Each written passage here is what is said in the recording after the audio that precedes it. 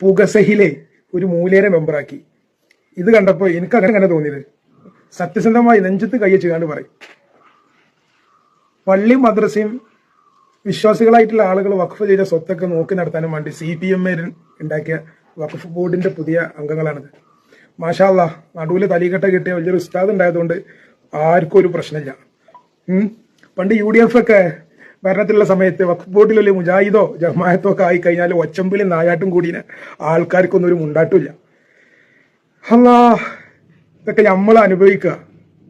ഈ മൂലേരെ കാട്ടിക്കൂട്ടലൊക്കെ ഇതിനു വേണ്ടി ആയിരുന്നല്ലോ എന്ന് ആലോചിക്കുമ്പോഴാണ് മറ്റൊരു സങ്കടം. എന്താണ് ഇപ്പൊ ഇതിപ്പോ എന്താ നിങ്ങൾ വിചാരിച്ചത്? ഇതിപ്പോ എന്താണ്? അന്നേ ആ പള്ളിയില് എല്ലാരും കൂടി നിൽക്കാണ്ട് ജുമാന്റെ ശേഷം പറഞ്ഞ് ആ നിയമത്തിനെതിരെ പോരാടിയിരുന്നെങ്കിൽ ഇപ്പൊ ഈ ഗുലുമാലൊക്കെ ഉണ്ടാവുക. ഇതിപ്പോ സമസ്തക്കാർക്കൊന്നും പറയാതായി, APക്കാർക്കും ആർക്കൊന്നും ഉണ്ടാട്ടില്ല. അതാണ് ഇതിൽ ഒറ്റ രസം. അതാണ് ഈ വിഷയത്തിൽ ആരും ഒന്നും പറയണില്ലല്ലോ.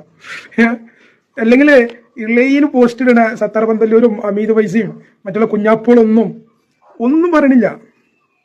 ആരൊക്കെ ഇതിന്റെ മെമ്പർമാർ നിങ്ങൾ നോക്കി ഞാൻ കാണിച്ചു തരാം. തലീകെട്ടിട്ട ആളുകൾക്ക് എല്ലാവർക്കും അറിയും. പിന്നെ കൂടുതൽ പരിചയപ്പെടുത്തേണ്ട ആവശ്യമില്ല. സഖാവ് ഉമർ ഫൈസി മുക്കം, പിന്നെ അടുത്ത ആളാരാണ് സക്കീർ, നമുക്ക് സക്കീർ അതിന്റെ ചെയർമാൻ വീണ്ടുമായി. പിന്നെ നമ്മളെ റഹീം, സഖാവ് റഹീം. അല്ലാ, എന്താണ് ഇവലൊക്കെ പണ്ട് ഇതൊക്കെ വഖഫ് സ്വത്തൊക്കെ കൈകാര്യം ചെയ്യുന്ന ആളാണ് റഹീം. ഒരു പെണ്ണുങ്ങള് വേറെ ഏതോ ആളാണ്, പേരിന്റെ ഉള്ള മതത്തിന്റെ ആളൊന്നുമില്ല. പിന്നെ 3 തരുണിമണികളുണ്ട്, സഖാത്തികളാണ്, ഫുള്ള് സഖാത്തികളാണ്.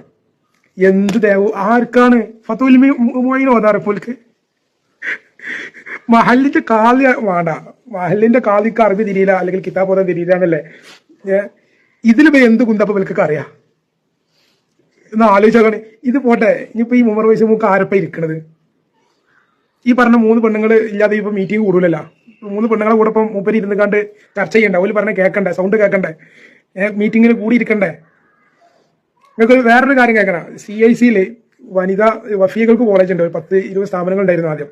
അതിന്റെ ഒരു റെപ്രസെന്റേറ്റീവ് ഒരു പെണ്ണ് വേണമെന്ന്, പിന്നെ സെനറ്റില് സിൻഡിക്കേറ്റിലൊക്കെ ഒരു ലേഡി വേണമെന്ന്, അതായത് ഒരു കോളേജിന്റെ പ്രിൻസിപ്പാളൊക്കെ ആയിരിക്കും, ടീച്ചർമാരൊക്കെ ആയിരിക്കും. ഇതിനു വേണ്ടി ഇതിനെതിരെ ശക്തമായി എതിർത്തവരാണ് ഈ ഉമർ വൈസി മുക്കൊക്കെ. ഉമർ വൈസി മുക്കൊക്കെ വഫിയൊക്കെ പേച്ചു.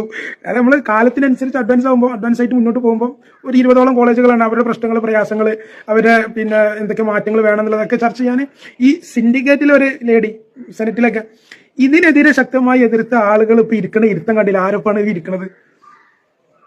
മറ്റേതൊക്കെ പറഞ്ഞിട്ട് യാപ്പൊക്കെട്ട് വന്നിട്ട് ഇവലൊക്കെ മുഖം കാണൂല.